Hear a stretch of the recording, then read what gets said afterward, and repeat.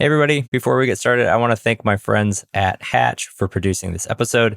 You can get unlimited podcast editing and strategy for one flat rate by visiting hatch.fm. All right, let's get into the show.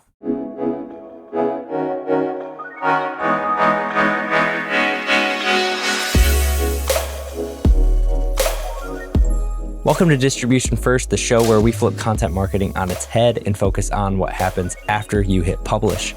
Each week, I share playbooks, motivations, stories, and strategies to help you repurpose and distribute your content because you deserve to get the most out of everything you create.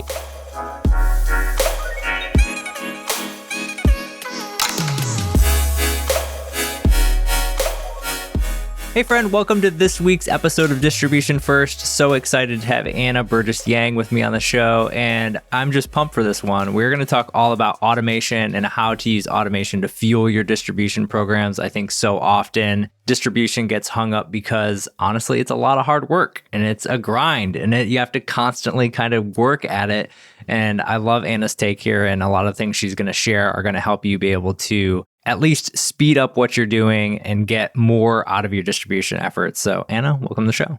Yeah, thanks so much for having me. And just to add to that, Justin and I have known each other for a while now, I think, and kind of chatting about content and about distribution. And I work, basically as a solo content marketer. I market myself as a freelance writer, and I also write for clients. And what I find is exactly what you said, which is people get hung up. They know distribution is important. They know repurposing is important, and they get hung up on the actual how-to of making that happen. So in my own efforts, I have found a lot of ways to automate different parts of that process while still staying true to who I am and what I want to talk about, but just speeding up things that happen in the background to make it so much easier. Yeah, I mean, maybe let's just start there then. Walk us through maybe what some of the challenges were that you were running up against, and then how you've sort of started to solve those with different automation pieces, and then maybe we can dive into some specifics there. Yeah, so I'll start maybe with kind of where I was in the beginning and where I am now. So for example, I know that if I write a long form piece of content for myself, and this would be true for teams as well, I write a long form piece of content for myself and I know I should post it on LinkedIn. And then I should take that long form piece of content and break it up into little chunks and repurpose an idea later. Or if I'm on a podcast, for example, that I should take maybe some of the content of that podcast and repurpose it later. So initially, where I started was with my automation, was creating reminders for myself. And so my automation would be, this thing happens, such as publishing to my blog. And then I use Trello for project management. Any project management tool would work. And create an automation that said, okay, share it right away. And then 2 weeks later, share something again. And then 4 weeks later, share something again. So at least it was reminding me, do these things. That became part of my content plan. And I think that's kind of a first step for a lot of teams because they know they should do this. They don't necessarily think or plan out that far in the future. And then they kind of forget or it gets buried under the next new thing. So for me, that was kind of phase one.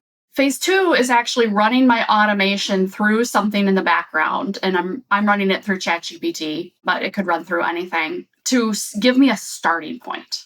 Because what happens is 4 weeks later, I was like, what did I even write about? That article is now 4 weeks old at this point. So I get a reminder that says, okay, go ahead and share an idea or something from this, but I have to then revisit that article and think about what I actually wrote. So now my automations include AI through ChatGPT in the background that is saying, okay, pull out the main ideas so that when I get to that point, now I'm just editing instead of completely revisiting that article from scratch. And that has made such a huge difference in my process and my ability to save additional time when I come to distribute that further.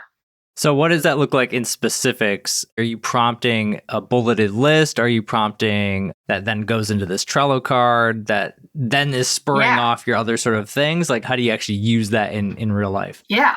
So I'm using Zapier in the background. That's one of many that can kind of run this type of automation. So basically the trigger for that is a new blog post published. I use my RSS feed, but it can also trigger directly from WordPress or other CMS products. And then it's taking the text of my post and running it through ChatGPT. And my prompt is something like, I am going to share this again on LinkedIn in a couple of weeks.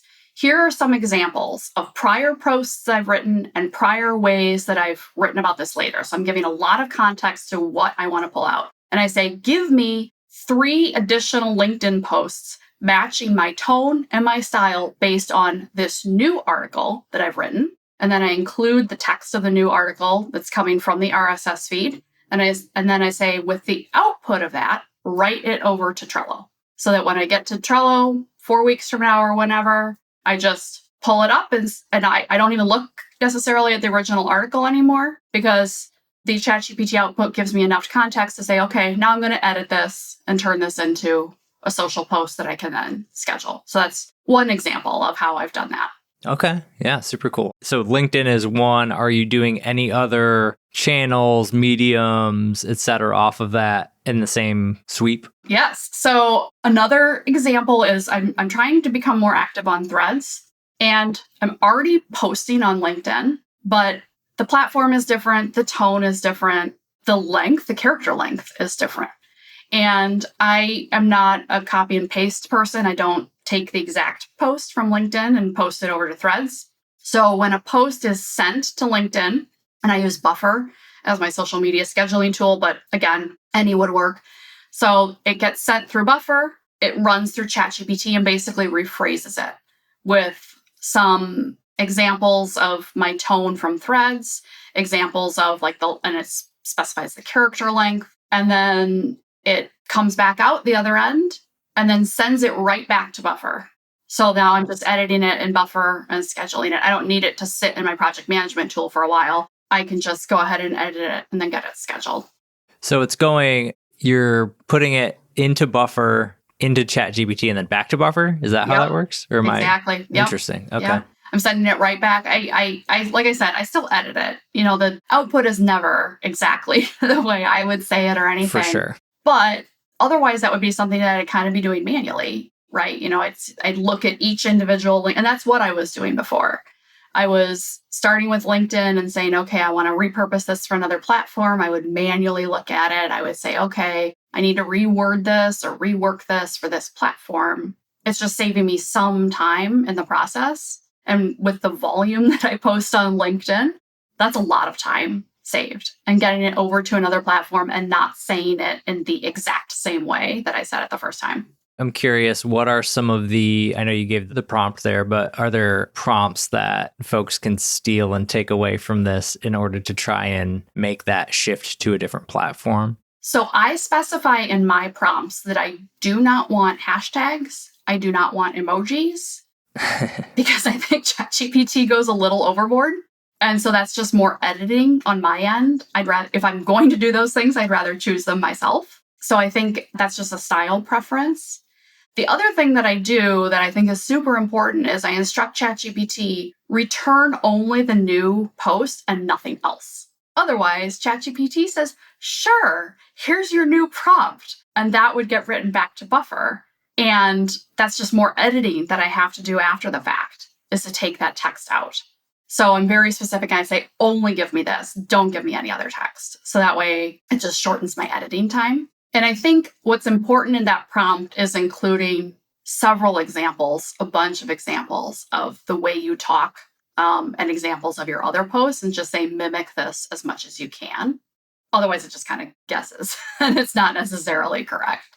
Yeah, it has a tone by default for sure that it's going to shoot for. I'm trying to wrap my head around it because I think it could be super useful to create that sort of platform native content, that 0-click content that a lot of folks want to be able to create and use out of their stuff. So remind me, what's going into Buffer originally that is then firing to a ChatGPT? So that's a good question. So interestingly, LinkedIn is always kind of my starting point because it's easier for my process to always think that LinkedIn is the original source, unless it's long form content that I've written everywhere. But otherwise, LinkedIn is kind of my source. Nothing I post on LinkedIn is net new. It's coming from a long form article I've written. It's coming from a comment I've left on somebody else's post. And so even when I say LinkedIn is my source, it's still coming from somewhere else. So I've got this just giant library of things to use as my LinkedIn ideas. And those are all stored in Trello, because Trello is my unfinished ideas. If I could kind of separate the two, Trello's unfinished ideas. Buffer, if I'm sending things directly to Buffer, it's more finished and I just need to tweak it. So, for example, an unfinished idea would mean I left a comment on somebody else's post on LinkedIn, and now I want to expand on it and turn it into its own full-fledged post. I keep track of those. I throw them in Trello. Later, I'll come back and say, okay, now I'm ready to make this my own post. So I think that's kind of, there's long form and there's short form, and that's kind of my source of truth is LinkedIn long form, and then I'm just taking it and kind of recycling it across different platforms. Okay. So you're sort of formatting the original, quote unquote. The original. And then the using source. that to, right, the source, which is your LinkedIn post. And then from there, you're taking that and spreading that out across the different platforms. Yep. Gotcha. And I've got built into my automation, like, when do I want this to go on another platform? Is it immediate? Or should I give it a couple weeks? Because there are people that I follow on multiple platforms, and maybe I'm unique in this, but there are people I follow on multiple platforms, and I can tell when they're just copying and pasting from one platform to another. And that may not be the case. I know a lot of people say, go ahead and post the exact same thing. Your audience will never notice. But I think there is a small segment of the population that will notice. And so I don't want to be repetitive that way. So in some cases, there's a kind of a delay, like, okay, shows up on LinkedIn, run it through, reformat it, post it again 2 weeks later. That way it's not, identical content going across multiple platforms for that little tiny audience that's going to notice that it's the exact same thing, just copied and pasted. And can you see, so are you setting that up in Zapier then to do like the 2 week later, to do all that? Oh, cool. Yep. Zapier has a delay feature. And if it's something that's more unfinished, that's going to Trello for project management, I can set a date for that and just say, this is the date that I want to repurpose this. Okay. So it's not scheduling it. You're just got the date to remind you to go back in to basically tell you to go do that. No, I don't have anything kind of automatically scheduled to go out. I'd be too nervous about that. I'd be too nervous. I wondered, because that's why I was like, I was envisioning this world where you were like magically in the background, like, I've got this thing just set up and it is firing off, No, I would be too afraid of like ChatGPT misbehaving and being like, oh, I would be too. That's why I was fascinated. Here's your post. Thank you for asking. And then that just goes out into the universe and I'd be mortified. So if it's going back to Buffer, because I just need to tweak it, it's on a delay. And, Buffer has this little, an area called Create, which is basically for ideas. And so so I'll just go into Create. I'll be like, all right, now I'm ready to polish these and schedule them. And already 2 weeks have passed. Like, it's not new. If it's going into LinkedIn and it needs way more work, way more polishing, there's already a date associated with how Trello works that I can just kind of tweak and schedule. So kind of, yes, nothing is automatically going out anywhere. I always want to edit it, make sure it really sounds like me before I send it out. And kind of in my mind, I think these are my ideas, right? They started with me. They started either with something long form that I wrote, or they started with something that I already scheduled. I'm just getting a little help along the way and getting them prepared for another platform. Yeah, I think people would be shocked and possibly appalled at the amount of format borrowing, as a friendly term, because you could do the same thing with other people's formats and posts as well, right? Like, now I mean, people have been doing that forever. This is stuff that anybody who's blown up on social over the last 4 or 5 years is basically like, yeah, I just take the best copywriting formulas that are, that this person uses, and then I reverse engineer those and create those on my own. Now you just have a tool that can do that for you. I actually, admittedly, I haven't done that yet to the full extent of that. I probably even should, just based on the sort of duh factor of it makes a lot of sense to try and just take my idea and format it into a way without spending 6 hours trying to come up with that grand Yeah. hook on my own, and it's something that I'm looking forward to kind of experimenting with. But I think it feels Wild West still. There are really two camps, and I've talked to multiple writers and marketers who believe strongly on both sides, right? That this is the wave of the future. Don't even worry about it. And then other people who are a little bit more hesitant and a little bit more protective over the idea of using automations and using ChatGPT or whatever other AI in that way. Yeah, and I'll give two examples of both of those camps. So I posted something on Threads. It was actually when Buffer had announced its integration with Threads, because the holdup was Meta releasing the API. So the API came out, all of these different platforms now have integration with Threads. And I wrote about this. I said, this is awesome, because I'd been preparing for this. I'd been, already weeks in advance, I started doing this with my LinkedIn. So I had this giant repertoire of content ready to go when that scheduling became available. And I said, I'm running it through ChatGPT. I'm rescheduling it. And somebody commented back, he's like, I don't need to know how the sausage is made and that you're not actually, that your posts are AI generated. And I said, very kindly and respectfully said, these were my ideas. It's a different platform and the format is different. It's still my idea. The only thing that's automating is kind of the formatting of that idea. And also pointed out, I'm a one-person show. It's just me. I don't have a team of people that could help like big companies might. And I think that's true for a lot of small teams, companies or individuals. It's just you. And so I said, this is just helping me be able to reach more people, which I need for business reasons. And then, the person actually very kindly replied back, sorry, I hadn't had my coffee yet. I get what you're doing now. So I appreciated that.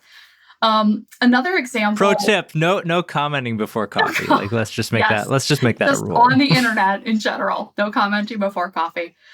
Another example was actually very recently. I listened to Jay Klaus's podcast, Creator Science, and he talked about recently about using ChatGPT for the same reason. And he said, this doesn't feel gross or ick because it is my idea. That's the starting point, is a unique idea or concept that I had. And I think that's the difference that truly made me not feel gross or ick about it. I'm relying on my ideas as the source and just kind of getting a little help along the way. So I think more and more people are saying, okay, how can this actually speed things up while still staying true to who I am and what I want to write about and what I want to share? Yeah, it's a very delicate balance. I think some of even for myself, if I'm, and anybody who else is listening, if you've ever found yourself in a world of just chat GPT where you're just prompting and asking, and you just feel like your brain hurts after you got done, you feel like you haven't learned anything and you're just in this fog. It's almost the same level of fog as mindlessly scrolling TikTok or YouTube shorts or something. It's just this, what did I just do here? I feel like I didn't accomplish anything, because you're essentially, I have found it when I'm trying to outsource thinking or outsource analytical side of it, right? Get the original thought, that becomes much harder. And I think a little bit more of the ick factor and a little bit more of the, did I come up with it? Did I come up with this, or did ChatGPT a kind? And so for me, I'm with you there. I always feel safer. I'm using quotes. I always feel safer when it's my podcast episodes that I'm repurposing and remixing with ChatGPT or other AI tools to expound upon that. Or it's just oh yeah, I forgot we talked about that thing. That's a great reminder. Or I would have never thought to use that hook in that way to show off that benefit of the thing we were talking about. There's lots of little areas that you can use. Yeah, little things that you can use these tools for. It's interesting. I heard Donald Miller say this, founder of Story Brand and Business Made Simple and all that stuff. He was talking about ChatGPT in terms of writing email sequences and writing emails and building these things out. And again, the way he described it was using AI and using the tools in this way is for writers is what the calculator was for mathematicians. I'm still wrapping my head around what that means for me. That's interesting. As somebody who like loved writing in college and loved writing and especially early in my career, it was really what I wanted to do. And even now, like I still love writing. It's just, it's so different. It's so different with this level of tools and platforms, and writing has even changed with the way people consume written content, right? Like a soundbite versus a diatribe or, you know, a big long article or stuff like that. Like it's a real balancing act, but the calculator analogy is super interesting to me. I think it's that balance though of like, even in college, right? There are certain things you can use your calculator for and there are certain things you can't. And it's like, but why can't I? It's right here. It's the tool, right? And I think that's the struggle that writers are having and that probably marketers in general are having right now. Yeah. And I think that's really interesting because, you know, how do you separate like when do I use this tool and when do I not use this tool? And so I think that's super interesting. But like you said, writing is so different because you can't just like put something up on your blog and hope people find it. Mm-hmm. You have to distribute it. And that takes work. And whether you're like a solo person like me or whether you're a giant team, you have to have kind of a plan in place and a process in place to distribute. And that is very time consuming. And you already had the idea. Like you already had this amazing idea that you put in this piece of content somewhere, but now that's the game. You have to put it on different platforms. You have to put it in different formats. You have to do all of these additional steps after the fact. So, you know, it's like, how do we make the most of our time with the tools that we have available? Yeah. And I think a huge part of the distribution first framework is, and it's something I'm talking about more and more publicly now as I'm rolling it out, but it has to do a lot with having that baseline understanding of where you want things to go and what messages you want to say. And then that drives a lot of the distribution side, right? And I could imagine a world where once you have that foundation set, the execution side is where really what we're talking about here on some of the automation. It's where you can start automating some of those processes or automating some of those ideas or those schedules and things like that. I like to have it planned out a little bit ahead of time to know, all right, I want this thing to be out here and here. But then once you know that, once you have it laid out on a calendar or however else you want to do it, then you can actually start executing on that, whether that be you manually executing on those things, which totally can do that. I've done that for years, or using a little bit of a helper to be able to say, all right, I know I'm getting threads or multiple threads on this topic here and here. Like I'm going to use ChatGPT and Zapier and all these automations to make that run for me. And I'll also give an example of manual plus automation. Mm-hmm. So if I write something long form or even some of my LinkedIn posts, I think, wow, that would be a really good short form video under a minute. You know, LinkedIn is rolling out a lot of video, Instagram, things like that. So I have an automation set up in the background that takes long form and creates a video script. So it's got some very specific examples of the way that I write video scripts. And it says, I need you to write a video script. I need it to be 100 words, which is about a minute. And I said, I need you to create 3 script examples. So then I can kind of pick which one. But otherwise, again, I'd be revisiting something that I already wrote and I already wrote a while ago and saying, okay, what's the best point from this 1,500 words that I wrote that I could chop down into a 1-minute video? Mm-hmm. And so it's still me. Like the output, the video is completely me, right? But now I have 3 different scripts to kind of pick from and tweak. And now I can take my long form and turn it into a totally different format. Yeah. It's interesting. I think some of it too is just, you got to sort of reshape your mind around this stuff. I think it's easier for solo folks because if you want to run it, like you got the economies of scale, all right? Like you have this tool at your disposal where it's $20 a month versus outsourcing. And I think that's maybe the way that I would sort of think about this. Like if you paid somebody on Fiverr or where Upwork or hired a freelancer or, a contractor to come in and say, all right, I recorded this thing, a ghostwriter. If you're going to hire I recorded this thing, write it for me. There's less ick factor around that idea. Like ghostwriting has exploded with all these founders who want to get, social content out there and get their thoughts and all those things.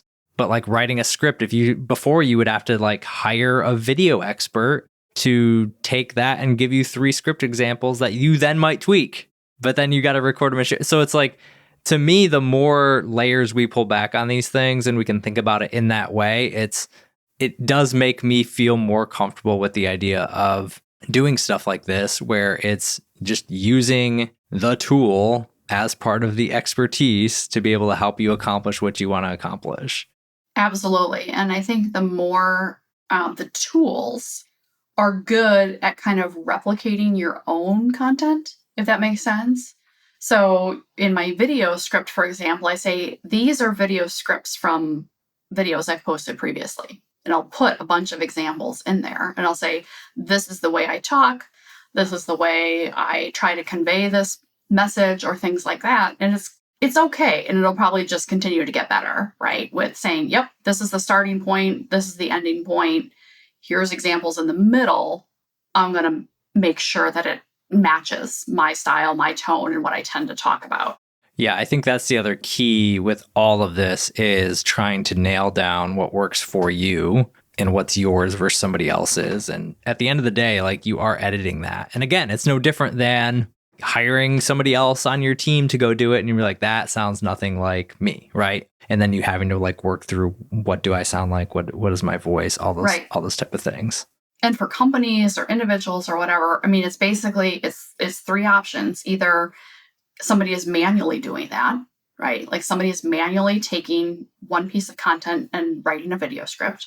You're outsourcing it. So somebody outside of the company is doing that process. Or you could have this piece in the middle that kind of automatically does it. And in any of those scenarios, you're editing the final result. You're probably not taking it exactly as is. You're still tweaking it. You're still editing it. You're still making it sound like you. So it's kind of, which of those options do you want to go with? And I'm going for the option that is fastest and still frankly leaves me in control. Like if I were to outsource it, like you pointed out, I'd have to edit it anyway. So, and then for me, that it's just the best option to just run it through, get a script, pick the best, and go from there. Yeah, that's awesome. I love the idea of I've done a little bit with scripting, not a ton, because I'm not shooting a ton of like standalone, but I love the idea of using that to frame those up. And sometimes when I have done it in the past, like the script is sometimes got a really good hook that you can use for some, you know what I mean? It's interesting how those things work sometimes. Oh, I do. The different mediums for different things. Yeah, I do that also. So once I publish, like, let's say a 1-minute video, I run the transcript back through and say, now create a LinkedIn post for this video based on the script. And then that kind of kicks off the whole process again. So I'm literally letting none of my content go to waste. Like I will take this, I'll take the transcript, I'll run it back through, I'll say reformat this as a LinkedIn post. And now that kicks off all of my processes again. And I'm assuming you're doing it, well, maybe I shouldn't assume, right? But that you're doing it with some sort of flow in mind, or is it like, this one I'm going to do this is a little more ad hoc, or is it pretty regimented? So I'll speak like at this point in time, because I just switched which tool I use for transcripts. And so I just started using Fireflies. And so Fireflies, I am sending every single transcript to my Google Drive, everything that I do. So sometimes that's client meetings. Obviously, those aren't going to go anywhere. But basically, like I have kind of like an incoming folder in my Google Drive. And then I'm sending the transcripts elsewhere. So sometimes it goes to a client folder, but sometimes it's a transcript for my own video. Then I send it to a folder that kicks off my automation to repurpose that. So there's a little bit of a decision process in there, but it's basically just me revisiting this one dumping ground for all of my transcripts and deciding which ones go to different things. including like a podcast transcript. I don't let that content go to waste either. So if I'm on a podcast, I will download the transcript after the fact, upload it, or, it'll go through the same process. And then my instructions to ChatGPT are only look at my side of the conversation. Don't look at the other person's side. I want to repurpose my ideas as future LinkedIn posts.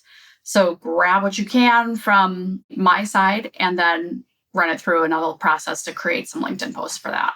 Yeah, that's really good. It's funny because like I've been testing out Cast Magic. Have you played with Cast Magic at all yet? I haven't. Tell me about it though, because I'm obsessed with tools.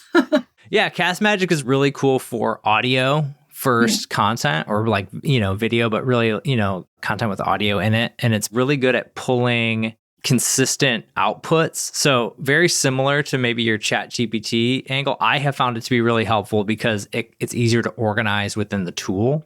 So if I have a certain level of custom prompts in there or things that I want to get out, every single time I upload a podcast, that's going to happen automatically. And so all I have to do is upload the podcast and click generate. And now all this stuff is coming through. And then I can go back and tweak the stuff.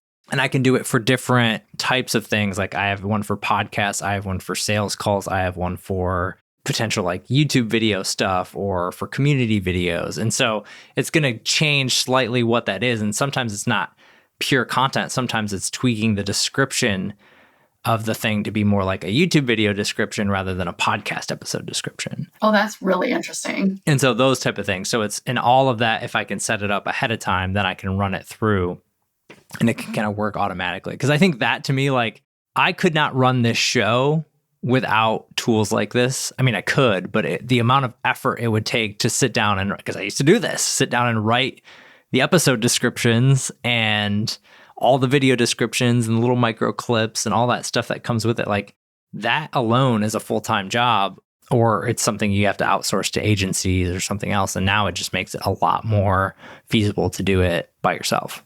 And I think that's a really good point also, is kind of like, what kind of output do you get when you play with these different tools? Because I used a tool at one point that it was the same kind of thing. It was like upload the video and, it'll come up with some clips, to post shorts. Okay. So I uploaded a podcast, a webinar I was on. I was one of 3 people. The vast majority of the clips that came out were from the other 2 speakers, even though I had said things also. I had said interesting, I would like to think I said interesting things, but whatever was going on in the background, I had no control. I couldn't prompt it with anything. I couldn't say like, pull these things out. And so it was just disproportionately the other 2 people. And so for me, I'm like, well, that didn't help because I had to then go back and pull the clips manually. So I think what you said, like finding a tool that like gives you some control and automates it is kind of really important in getting high quality output that you can actually use.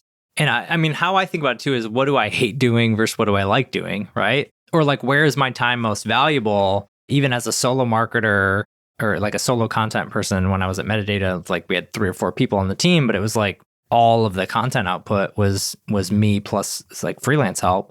And it's like, all right, when I'm thinking about who do I hire from a freelance perspective, or eventually even who do you hire as a team member, all of those questions come down to like, what don't I want to do? What do I want to outsource? And so for me, those are questions that I have. Like, it's much better if I pick the right clip and then have the tool adjust things or pull things or whatever, versus have the tool tell me what's the most interesting point for the audience. It can sometimes get you there, but I have personally haven't found a clipping tool that I've enjoyed yet where I'm like, oh yeah, just love the output, love what they're pulling, love how they've start it and stop it. Like, I'm not there yet. And I think what you said about what do you not enjoy doing, like that is kind of the key part of kind of all of this, is like not necessarily not enjoy. What do I not enjoy doing is taking what I've already said and just tweaking it so I can put it somewhere else. Mm-hmm. That's not necessarily the best use of my time as a solo person or for a small team or really anybody. It's just taking some of that time away, even if the editing part still takes me a couple of minutes. it's still less time than it would have been otherwise, right? And so I'm saving myself time. If I'm on a team, I'm saving my team time, time that you can spend on other things, on other more high value things, rather than taking an idea that you already had and repurposing it for all of these different platforms. Yep. And I think it doesn't have to be overcomplicated, I think one example of, and I don't know if they're using AI tools for this at all, but I think just from a pure, if you look at the output and then reverse engineer what they're doing, you could see how it's not always this big complex thing. And that's Spark Toro. So Rand Fishkin puts out, and Rand's been doing this for years. This was what he did at Moz, was Whiteboard Friday video or little 5-minute presentation or whatever it is. And then you read the blog underneath it, and it's the transcript edited and formatted in a way that is enjoyable to read. But it's comical. I was watching one of his videos last week, and I'm just scrolling down the page as it's going, and I'm like, wait a second, like, this is that.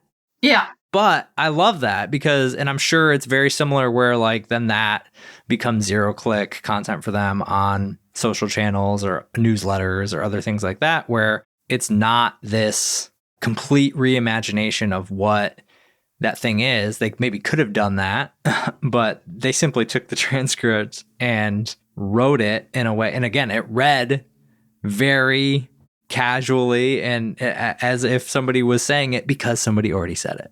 And I think what's really important about that is that people consume content in different ways.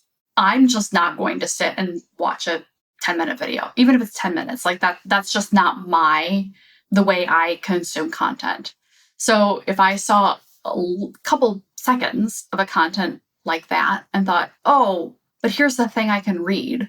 Mm-hmm. And that's how I absorb information. I would click on that and I wouldn't even see it as a duplicate. I would just see it as thank you for, reformatting this for me in a way that makes sense for how I process information. And that's how I've kind of approached video. Video has kind of been hard for me, admittedly, but I have to acknowledge that not everybody likes reading 1,500 words about something. Some people would rather have the video version. And so I have, as a person who's marketing and whether, just me or a team or whatever, have to kind of acknowledge that a lot of people consume video.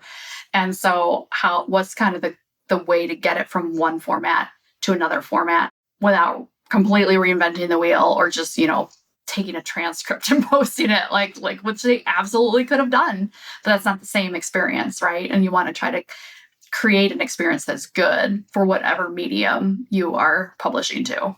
Yeah, if I were to ever go run a content team again, I think that's where and it's what I advise on right now, but I think the same thing, it makes way too much sense to take those things that you've done, like I call it that core content, it's your blog, it's the podcast, it's the web, or whatever that thing is, and reshape it and reformat it in other core formats or in micro formats, or you're going to layer that thing up and do something even bigger and better with it.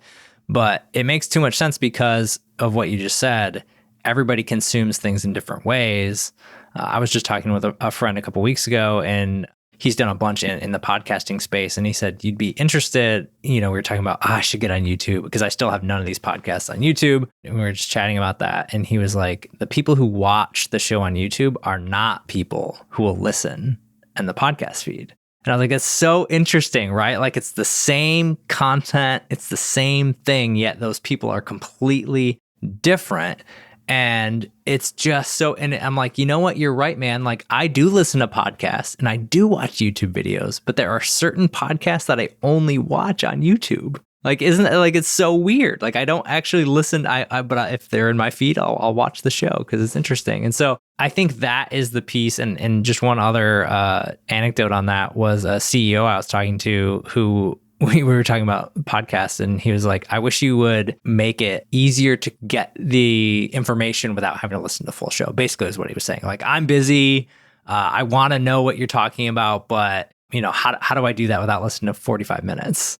And so it makes you rethink like, oh, okay, different people are at different levels and can consume this stuff at different points. But that I think that's why distribution first matters. And that's why distribution matters and remixing and repurposing all this content matters. It's not so that, yes, you get more ROI out of the content. Like that's great. Like more but it's really so you're not locking down that information in one format and requiring your audience to, you must do this to be able to consume that information or get information from me. You have to go to my blog to understand my thoughts. You have to go to my podcast feed. It's like, no, I'm going to proactively get that content out in front of you and do it in a way where you might not like threads. No problem. Read my full blog post. You might not want to read the full, no problem. Watch my video. The more options you give people, the better the marketing is. Yeah. And that's so interesting that you said that about like what you watch on YouTube versus like what you might consume elsewhere. I'm the same way. Like I consume podcasts through Apple Podcasts. I do it while I'm driving in my car. I'm just listening. That is how I consume content. My spouse watches all podcasts like as YouTube videos. I'm like, why? You have to like sit there and watch it. And he's like, yeah, and he speeds it up. Like he watches in like 1.5 speed or whatever. I'm like, I can't wrap my brain around that. But a tech podcast that I love, I know they're on YouTube also, because every once in a while they'll say, if you're watching YouTube, you can see this while we're talking about it, but they're also thinking about the audience and that they know that some of the audience is on the podcast, like I am, some are on YouTube. And then they also have a transcript for the podcast. So it's like, cool, if I needed to go back and review it, I can go look at the transcript for it. And then sometimes it links to a full-blown article they wrote about a particular topic on the podcast. So it's about, like you said, not locking in the audience to a particular format and a particular style. And yes, that's hard for anybody trying to get information. It's hard to put it out into that many channels. And that's why I think tools and automation are so important, because it allows you to reach more people without like exponentially more effort.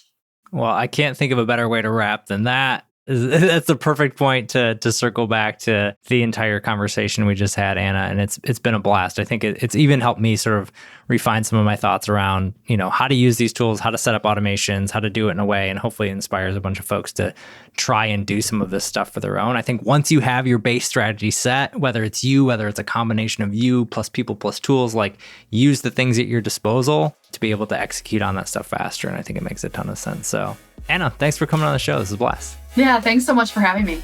Awesome. Yeah, chat soon. Yeah.